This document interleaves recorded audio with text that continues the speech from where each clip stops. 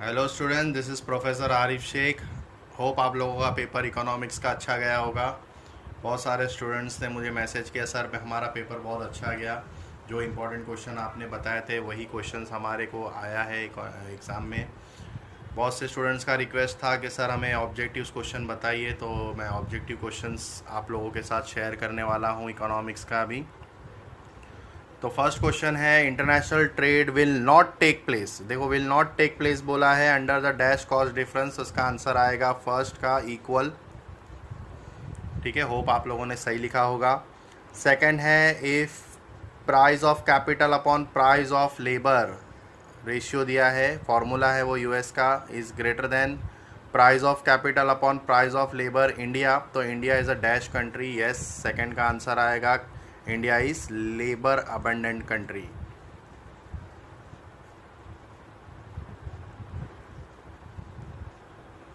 ठीक है, India is labour abundant country. Third का है, reciprocal demand is express in terms of dash. तो यस, हमने रेसिप्रोकल डिमांड को ऑफर कर्व्स चैप्टर में पढ़ा था, तो ऑफर कर्व्स आएगा। फोर्थ है, the main objective of trade barriers. Yes, trade barriers क्यों लगाया जाता है स्टूडेंट्स? यस, मैंने बताया था, टू रिड्यूस अननेसेसरी इम्पोर्ट्स। ठीक है, फिफ्थ पॉइंट पे आते हैं हम लोग, फिफ्थ क्वेश्चन पे। इम्पोजिशन ऑफ टैरिफ, टैरिफ लगाने पर रेज डोमेस्टिक प्राइस। ठीक है, डोमेस्टिक प्राइस बढ़ेगा तो कंजम्पशन फॉल हो जाएगा डोमेस्टिक गुड्स का, तो इसको हम लोग बोलेंगे डैश इफ़ेक्ट्स ऑफ टैरिफ। इसका आंसर आएगा प्रोडक्टिव इफ़ेक्ट्स। इसका इफ़ेक्ट प्रोडक्टिव आएगा। सिक्स्थ क्वेश्चन है, Brexit is a name given to the departure of dash from the European unions. तो इसका आंसर आएगा स्टूडेंट्स, ब्रिटेन ने एग्ज़िट लिया था इसीलिए उसका नाम ब्रेग्जिट हुआ था। तो मैंने आप लोगों को ये पूरे कॉन्सेप्ट मैंने समझा के बताया था आप लोगों को। सेवेंथ क्वेश्चन स्टूडेंट्स आप लोगों को दिया है, करंट अकाउंट बैलेंस में क्या क्या रिकॉर्ड होता है रिसिप्ट एंड पेमेंट में। तो यहाँ पे बोथ आएगा, विजिबल एंड इनविजिबल आइटम्स। 8 का क्वेश्चन है student, D valuations is a dash adjustment in value of the currency of a country. Yes, D valuation मतलब डाउनवर्ड हो रहा है यहाँ पर। इकोनॉमिक्स में टर्म्स में देखेंगे हम लोग एक्सचेंज रेट के। WTO replaced dash in 1995। ठीक है, तो यहाँ पे आएगा आंसर गैट्स। 10th क्वेश्चन है स्टूडेंट्स हमारा, as per purchasing power parity theory exchange rate is determined by comparing. तो यहाँ पर आंसर आएगा प्राइस। प्राइस कंपेयर करते हैं हम लोग यहाँ पर। Spot exchange rate is dash.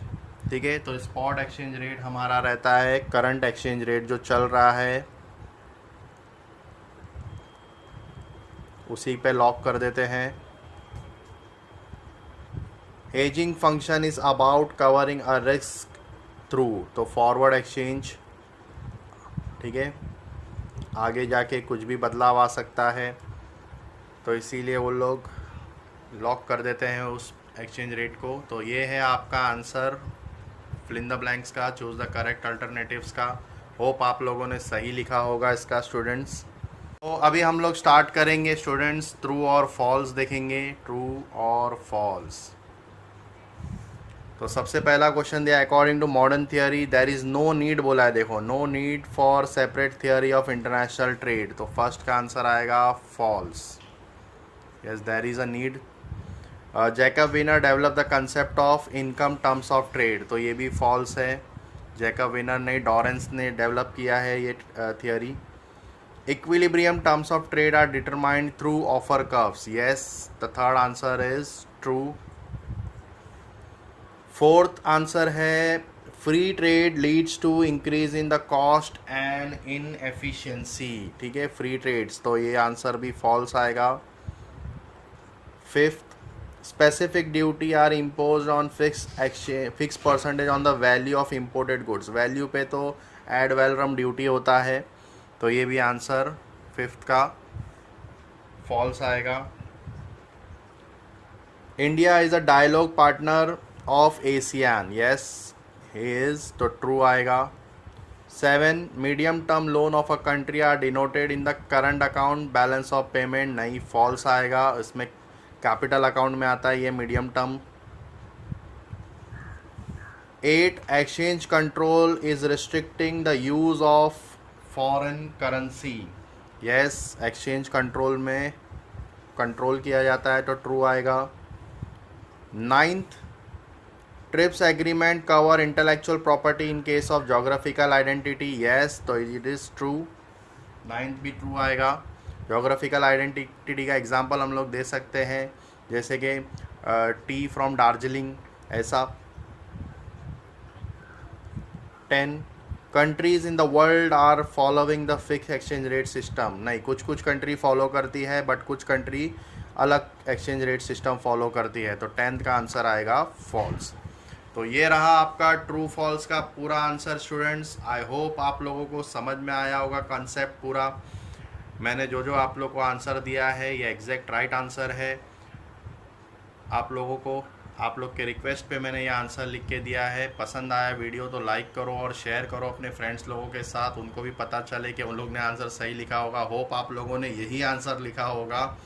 तो मिलते हैं फिर हम लोग नेक्स्ट वीडियो में। That's all for today.